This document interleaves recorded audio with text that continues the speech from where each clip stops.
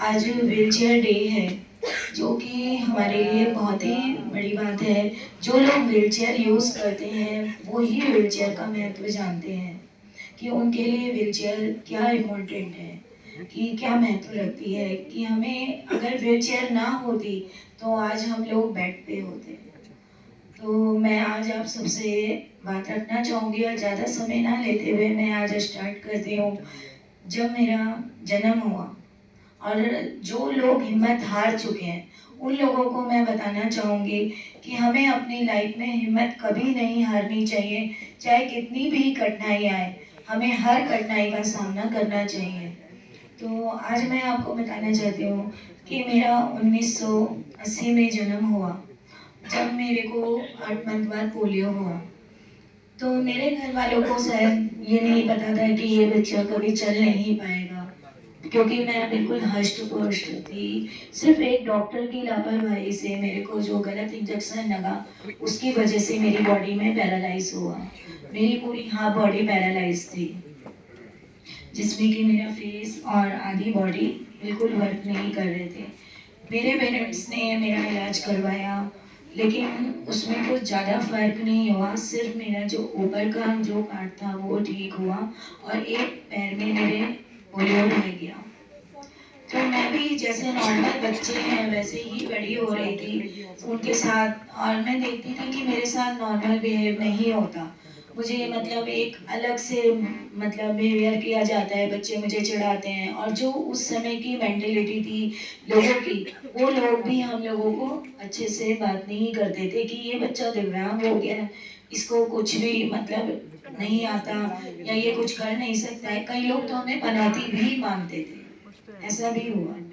तो बहुत सारी ऐसी चीज़ें थी, और हम लोग लेकिन मैं धीरे-धीरे बढ़ रही थी और समझने लगी थी कि मेरे साथ आस-पास का जो मेरा एटमॉस्फेयर है, जो वातावरण है, वो किस तरह का है। तो जब मैं 8-10 साल की हुई, तो मैं देखती थी कि मैं कहीं से भी जा रही हूँ, मैं पोलियो था मेरे को, तो मेरे को डॉक्टर ने जो बताया और मेरे पेरेंट्स ने जो एक्सरसाइज कराते थे, उससे मैं धीरे-धीरे स्टिक पकड़ के चलने लगी थी।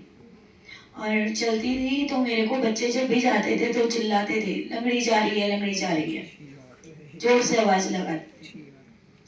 तो मैं हिम्मत नहीं हारती थी, फिर भी मैं चलती थी, लेकिन घर जाके कहीं न कहीं अपनी मम्मी के पास रोती थी, पेरेंट्स के पास रोती थी कि सब बच्चे मुझे चिढ़ा रहे हैं और मैं उधर कैसे जाऊँगी।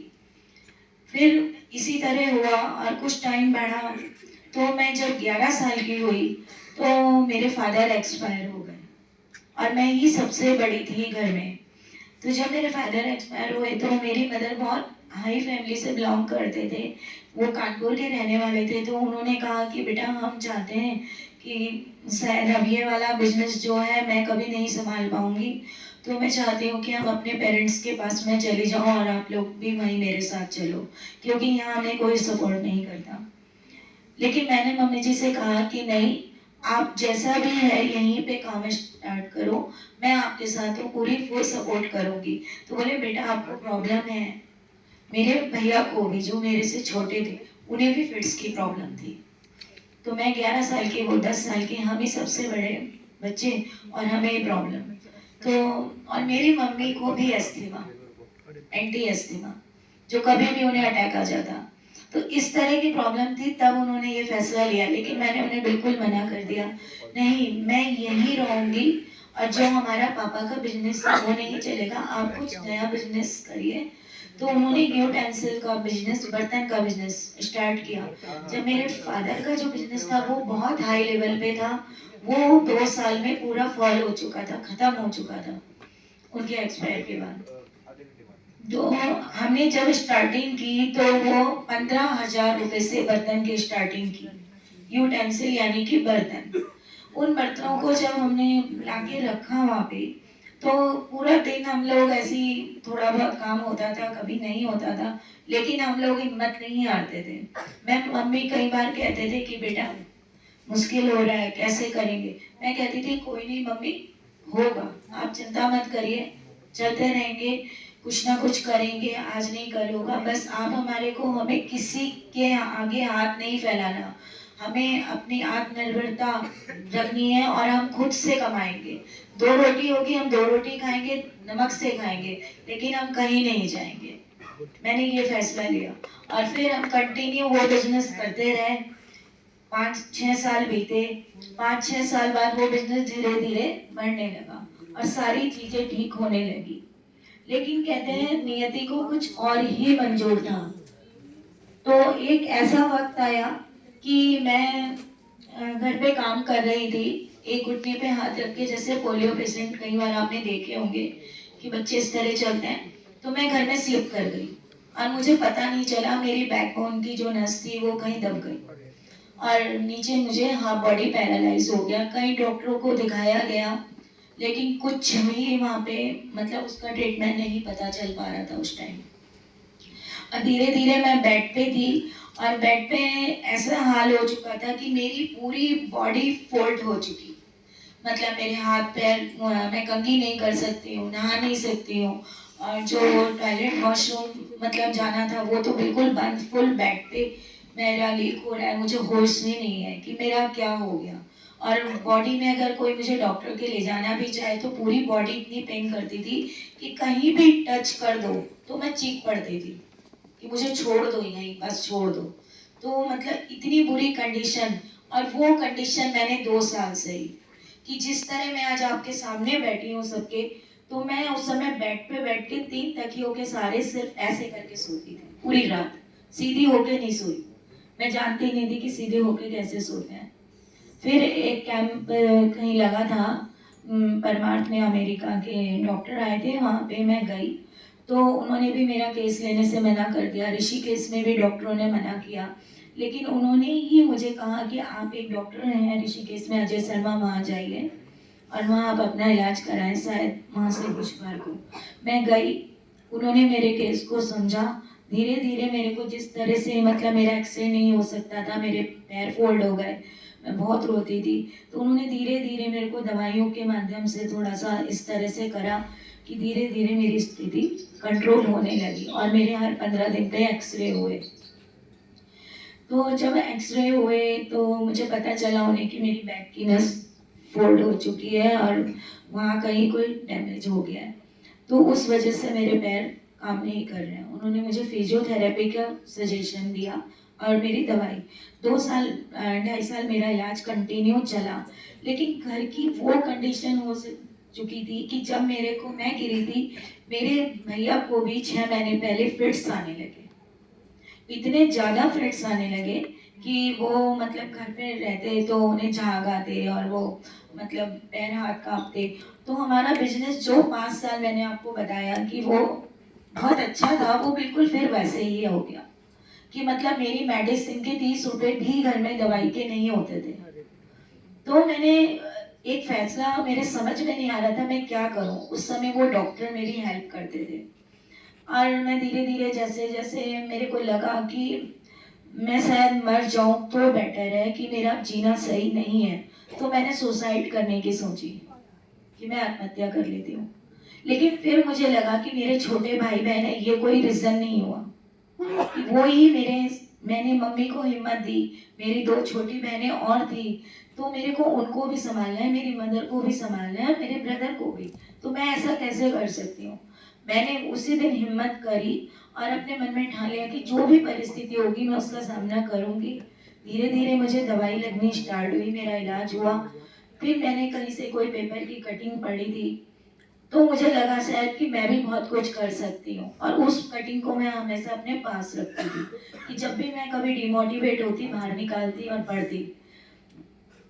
ये सब चीज चलती रही, लेकिन धीरे से मैंने एक लकड़ी की चेयर बनाई। आज व्हील चेयर डे है। ये बताने का कारण मैं आपको बताती हूँ। मुझे व्हील चेयर एक्सेप्ट नहीं हो रही थी क्योंकि मैं कभी व्हील चेयर पे नहीं बैठी।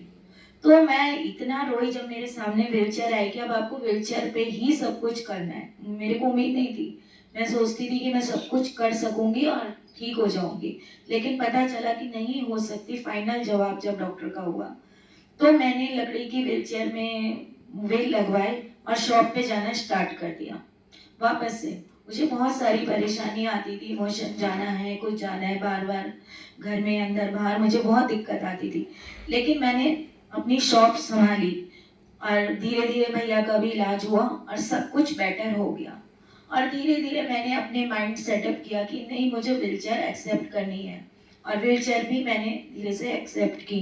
लेकिन कहीं ना कहीं मैं आप जैसे समाज के जो लोग हैं उन्हें एक्सेप्ट नहीं कर पा रही थी, कि वो लोग मुझे बहुत दयनीय दृष्टि से देखते थे, बेचारी ये वो, या ये घर पे बोझ हो गई है, या ये अपनी बहनों से सब कुछ करवाती है, या ये खाना भी इसके हाथ में देना पड़ता है, बहुत सारी, कि कहीं लेके जा रहे हैं। तो ये सारी चीजें मैं सुनती थी, तो वो मुझे बाहर जाके थोड़ा सा हिम्मत नहीं होती थी। घर ही घर में शॉप पे काम करती थी और फिर घर में रहना पसंद करती थी, बाहर ज्यादा नहीं। लेकिन 5-6 साल बाद मेरी कुछ फिजियोथेरेपी की नीड पड़ी, मेरी दोबारा से फिजियोथेरेपी हुई। ये समझिए कि मेरा बिजनेस इतना अच्छा हो चुका था उस लकड़ी की व्हीलचेयर से, जो मैं जाके दुकान संभालती थी, कि जो मेरे भैया फिजियोथेरेपी कराने आते थे, जब मैं उस टाइम 30 रुपए 20 रुपए नहीं पे कर पाती थी, 250 रुपए मैंने घर में पे किए। इतना तक बिजनेस मैंने पहुंचा दिया था। और 250 रुपए किए, और मेरी और सारी जिम्मेदारियां थी कि मुझे अपनी बहन की शादी करवानी है, मेरे ऊपर फादर की तरह पूरी रिस्पॉन्सिबिलिटी थी। तो मैंने अपनी बहन की शादी भी करवाई। उसमें भी मुझे कई ऐसे लोगों के जवाब सवाल मिले कि आप सामने मत आना, कि आपकी वजह से रिश्ता खराब हो जाएगा। लेकिन उन्होंने भी मुझे उसमें रिस्पेक्ट दी। फिर मैं कुछ सोचा कि अब मैंने अपने भाई बहनों के लिए, सबके लिए सब कुछ किया, अपने लिए क्या किया, मुझे कुछ अपने लिए करना है। तो मैंने उसी दिन से ठान लिया कि अब मैं कुछ अपने लिए करूंगी। जो मेरे फिजियोथेरेपी डॉक्टर आते थे वो मुझे हमेशा समझाते थे कि बेटा समाज का सामना करना सीखो, क्योंकि समाज हमें, हम बाहर नहीं जाते तो कोई फर्क नहीं, और अगर हम घर में रहते हैं तो कोई फर्क नहीं। वो मुझे बहुत चीज़ों में, टाइम कम है तो मैं आपको उसे अकॉर्डिंग शॉर्ट में बताऊंगी, कि वो बहुत मोटिवेट करते थे। और मैं गई और मैंने देखा कि धीरे धीरे मैं जब समाज के सामने आने लगी तो समाज जो मुझे बेचारी कहता था वो ही मुझे अप्रिशिएट करने लगा। और इसी तरह हमारा एक हैंडीकैप ग्रुप अचीव किया। मैंने स्विमिंग की। स्विमिंग के बाद मेरा सबसे बड़ा था कि मेरे को पता चला एक कैंप के माध्यम से कि बैडमिंटन मैं खेल सकती हूँ, इंटरनेशनल नेशनल सब खेल सकती हूँ। लेकिन मेरा इच्छा रहती थी, मैं और बच्चों को देखती थी कैसे खेलो, तो मैं व्हीलचेयर पे ही बैठी। और जब मेरे को उन्होंने बताया कि आप ऐसे ऐसे करो, तो सबने मुझे कहा, मेरे आसपास के, व्हीलचेयर पे तुम कैसे खेल लोगे, व्हीलचेयर पे कोई बैडमिंटन खेल सकता है, नहीं हो सकता। पड़ोसी भी मजाक बनाते थे, कभी देखते थे। लेकिन मैं 3 घंटे रोड पे प्रैक्टिस करती थी, मुझे कोई कोड नहीं मिला, कुछ नहीं मिला।